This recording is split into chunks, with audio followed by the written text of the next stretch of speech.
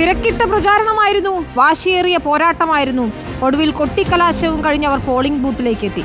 എന്താണ് പറയുന്നത് എന്നല്ലേ? ചൂടേറിയ ഒരു തെരഞ്ഞെടുപ്പ് കഥയാണ് തൈക്കാട് മോഡൽ HSLPSലെ കഥയാണ്. ഒരു കുഞ്ഞു തെരഞ്ഞെടുപ്പ് കഥയെന്ന് തോന്നും, പക്ഷേ അത് വലിയൊരു തെരഞ്ഞെടുപ്പ് തന്നെയായിരുന്നു. നിയമാനുസൃതമായി 18 കഴിഞ്ഞവർക്കാണ് വോട്ടവകാശമുള്ളത്. എന്നാൽ ഇവിടുത്തെ വോട്ടർമാർ 5 വയസ്സ് മുതൽ 8 വയസ്സ് വരെ ഉള്ളവരാണ്.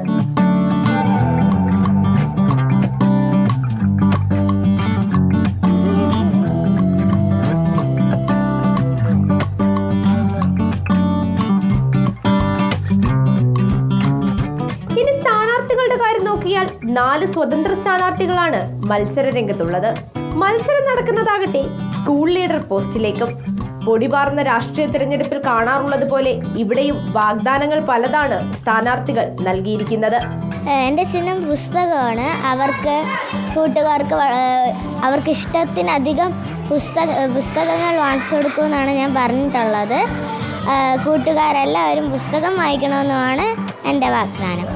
ഞാൻ ജയിച്ചു കഴിഞ്ഞാൽ ഇവിടെ പൂന്തോട്ടം നടുമെന്നാണ് ഞാൻ എൻ്റെ ഫ്രണ്ട്സിൻ്റെ അടുത്ത് പറഞ്ഞിരിക്കുന്നത്. ഈ സ്കൂൾ വൃത്തിയായി സൂക്ഷിക്കും. അതിനോടൊപ്പം സ്കൂളിലെ കുട്ടികളെ പഠിക്കാനും സഹായിക്കും. പിന്നെ സ്കൂൾ ലീഡർ ആവാൻ വേണ്ടിയിട്ടാണ് നമ്മൾ സ്ഥാനാർത്ഥിയായത്. എനിക്ക് നല്ല സന്തോഷമുണ്ട്. വോട്ട് ചെയ്തവർക്കുമുണ്ട് അനുഭവ കഥകൾ ഒരുപാട് പറയാൻ. നല്ല അനുഭവം ഉണ്ടായിരുന്നു. പിന്നെ ഞാൻ ഈ സ്കൂളിൽ 2ാമത്തെ പ്രാവശ്യമാണ് വോട്ട് ചെയ്യുന്നത്. 18 വയസ്സായപ്പം എനിക്ക് വോട്ട് ചെയ്യാൻ താല്പര്യമുണ്ട്.